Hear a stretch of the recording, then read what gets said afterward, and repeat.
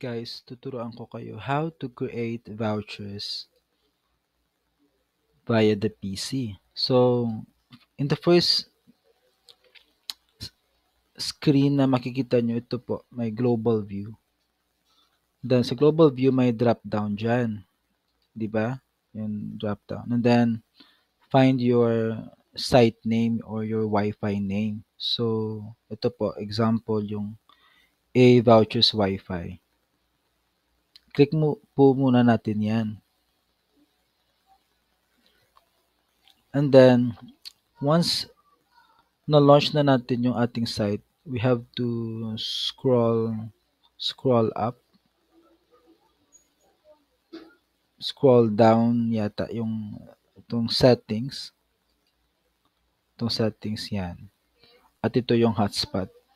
Yung hotspot yung i-click natin. Yan, hotspot.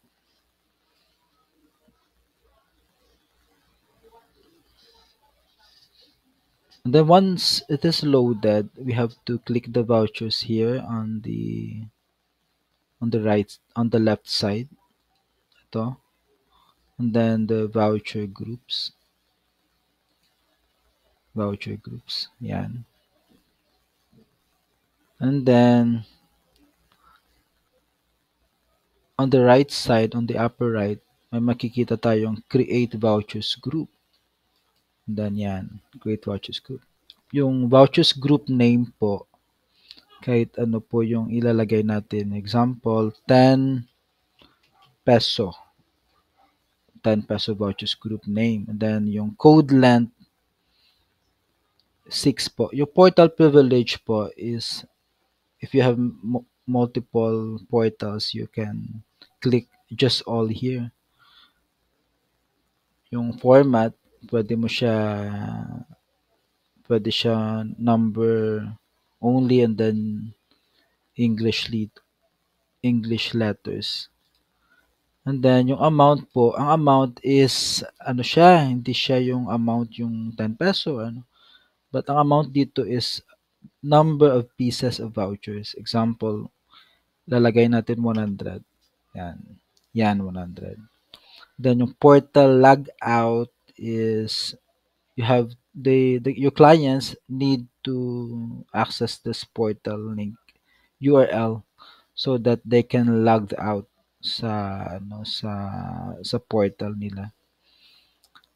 Yan. And then yung limited usage accounts is one only, meaning one code, one device. So if you encode it on the other device, once it is encoded on the previous device, hindi na siya gagana.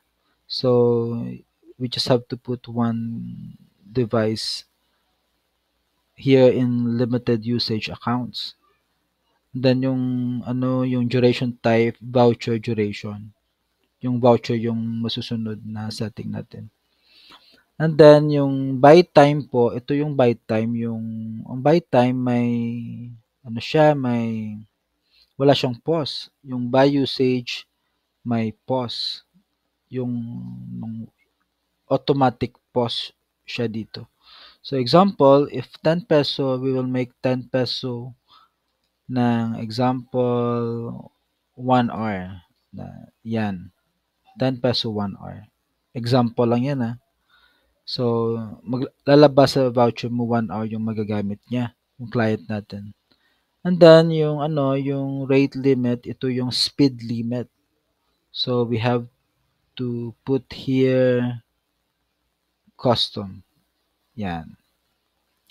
Custom. Download limit, lagyan natin ng 10 Mbps example.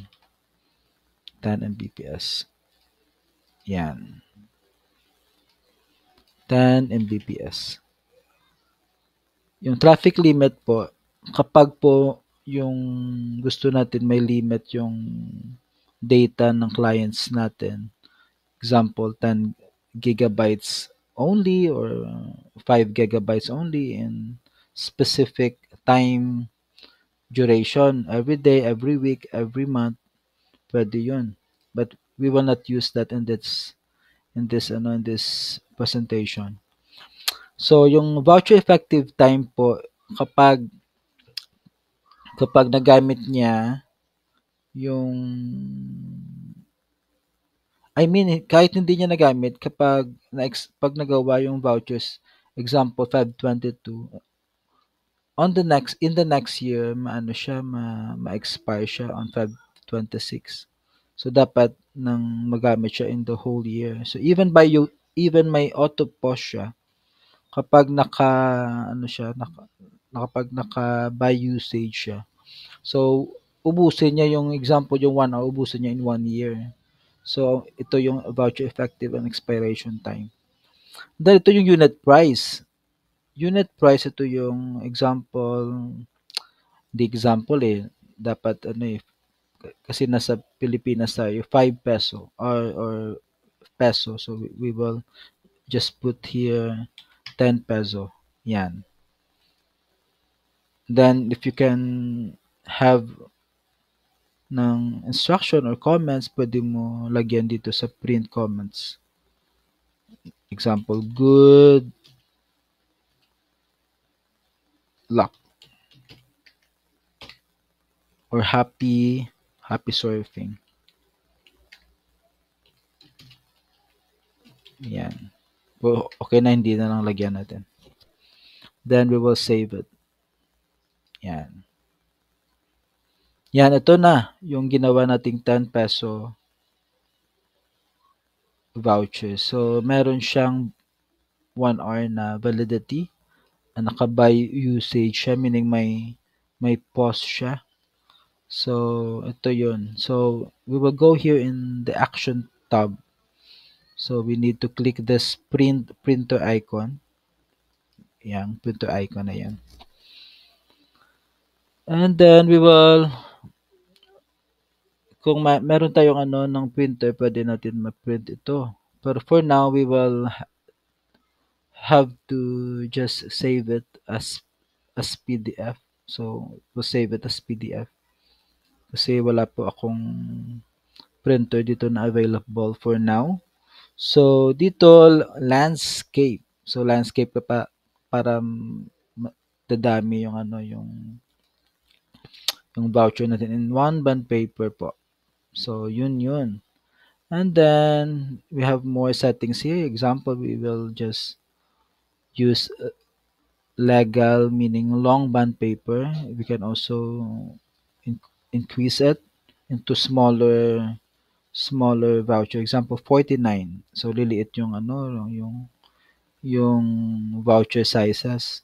So, mas marami yung voucher na magagamit natin sa isang bond paper. So, if you can also have margin, example, none. So, we will make it no margin. So, pero balagyan natin, example, minimum. Yan. Or custom, pwede natin ma-adjust yung margin niya. Example, yan. Yan. Yan. Example lang yan ha. Pwede mo magawa yun. So, okay. And then we will save it. Pag na-save natin, lagyan natin example dito, file name, 10 peso vouchers.